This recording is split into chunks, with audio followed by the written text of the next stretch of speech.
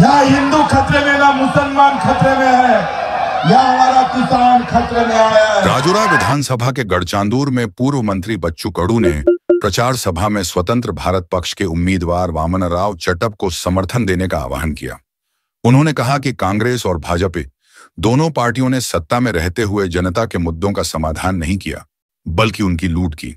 उन्होंने कहा कि अब बदला लेने का समय है और महाराष्ट्र में परिवर्तन महाशक्ति की सरकार बनाने के लिए वामनराव चटप को विजयी बनाना चाहिए। इस सभा में हजारों की संख्या में लोग उपस्थित थे।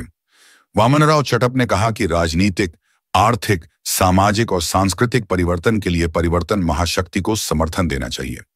इस सभा के बाद शहर में एक भव्य रैली निकाली गई।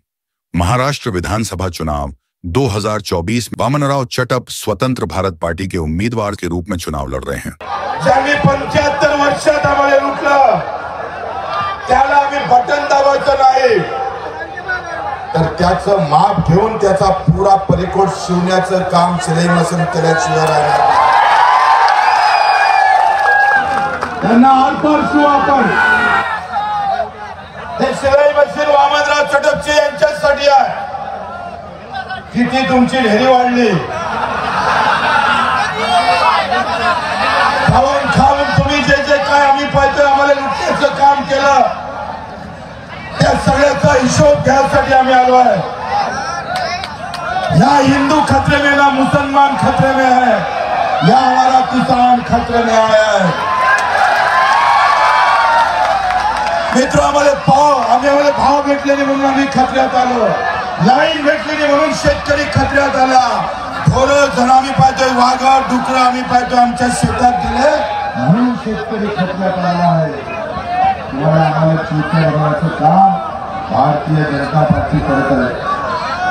काँग्रेसच्या उमेदवाराला विचारा, 2004 मध्ये स्वामीनाथन आम्ही स्थापित केला, 50% नफा धरून भाव देण्याचा आम्ही तुम्ही विचार केला होता।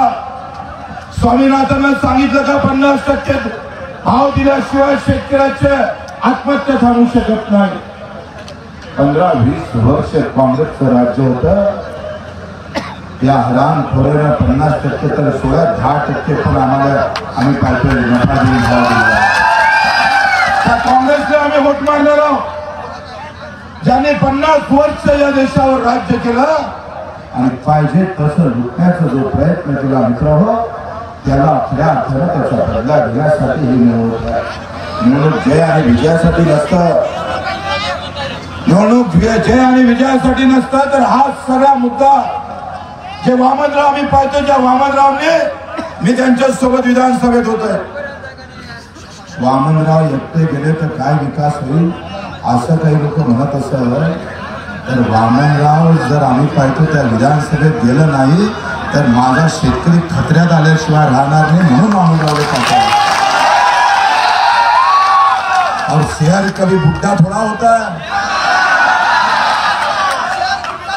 अरे आज शेतकऱ्याचा शेर आहे।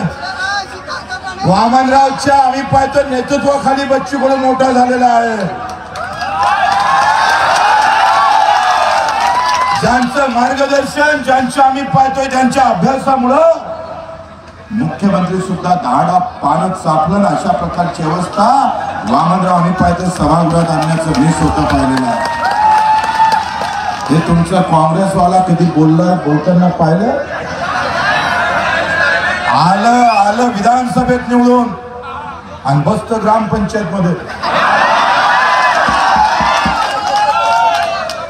आणि असे दुर्दैवी जेव्हा आम्ही पाठवतो त्याच्यानं आमचा प्रॉब्लेम होतोय।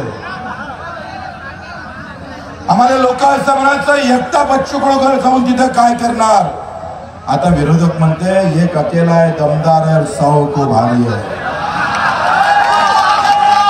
आता तर आम्ही सांगतोय उभ्या महाराष्ट्रामध्ये चित्र बदलणार आहे भाऊ, हे असंच चित्र उभ्या महाराष्ट्रामध्ये परिवर्तन महाशक्तीचं दिसतंय। आणि सरकार युतीनं आघाडीचं बनणार नाही, ना युतीचं सरकार बनेल ना आघाडीचं सरकार बनेल, सरकार परिवर्तन महाशक्तीचं बनल्याशिवाय। अरे 7 खासदारात 7 गवगवळा जर पंतप्रधान होते तो नसीब है, कर भला तो होगा भला, नसीब आहे भाऊ. आणि हे नसीब पलटण्याचं काम तुमचं आमचं सगळ्यांचं